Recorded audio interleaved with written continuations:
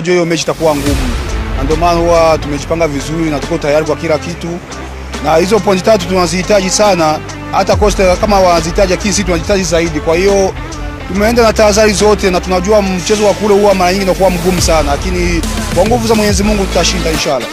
Kabla ya msimu kuanza huwa tunakuwa na objective yetu ya kuwa zile tatu big four, zile nne za kwanza zile. Kwa hiyo na hivi bado malengo yapo. Kwa hiyo sasa hivi tunahitaji nafasi ya 3 na inawezekana hiyo.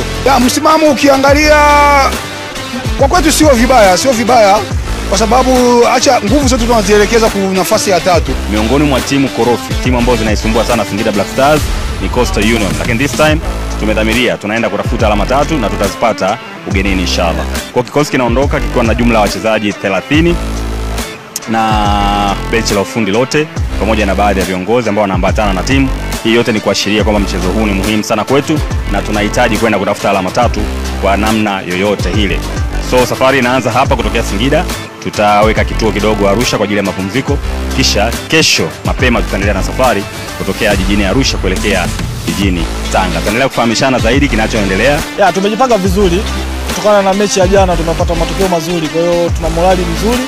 Kwa hiyo tunahakikishia mashabiki wa Singida Black Stars kama tutarudi na point.